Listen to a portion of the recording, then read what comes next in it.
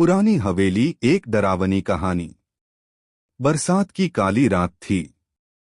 बिजली आसमान में चमक रही थी और तेज हवाएं पुराने पेड़ों को हिला रही थीं। गांव के बाहर एक टूटी फूटी हवेली खड़ी थी, जिसे लोग शापित हवेली कहते थे।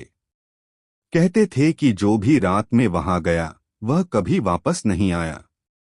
गांव में अर्जुन नाम का एक साहसी युवक रहता था। उसे भूत प्रेत की बातों पर विश्वास नहीं था। एक दिन उसने अपने दोस्तों से कहा, मैं आज रात उस हवेली में जाऊंगा और साबित कर दूंगा कि वहां कुछ नहीं है। दोस्तों ने उसे बहुत रोका, लेकिन अर्जुन नहीं माना। रात के ठीक 12 बजे वह टॉर्च लेकर हवेली की ओर निकल पड़ा। हवेली का बड़ा लोहे का दरवाजा हवा से अपने आप चर्र की आवाज के साथ खुल गया। अंदर चारों तरफ धूल जमी थी। दीवारों पर पुराने चित्र टंगे थे, जिनकी आंखें जैसे उसे घूर रही थीं।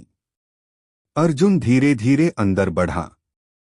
तभी ऊपर की मंजिल से पायल की आवाज आई। छन छन छन।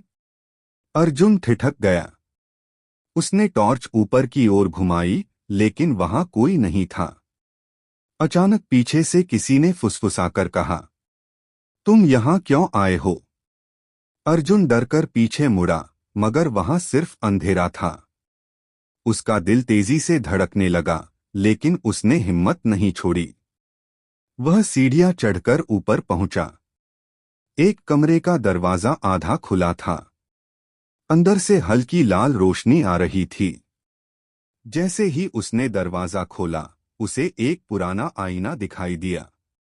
आईने पर धूल जमी थी। अर्जुन ने हाथ से धूल साफ की और अचानक आईने में उसे अपने पीछे एक सफेद साड़ी पहने औरत दिखाई दी। वह तुरंत पीछे मुड़ा, लेकिन वहां कोई नहीं था। अब उसकी सांसें तेज हो गईं। तभी आईने से आवाज आई, मुझे यहां से मुक्त करो। अर्जुन डरते हुए बोला, तक तुम कौन हो? औरत की परछाई धीरे धीरे आईने से बाहर आने लगी। उसका चेहरा बेहद डरावना था, आंखें काली और चेहरा जला हुआ। वह बोली, सालों पहले इस हवेली के मालिक ने मुझे धोखा देकर मार डाला था। तब से मेरी आत्मा यहीं भटक रही है।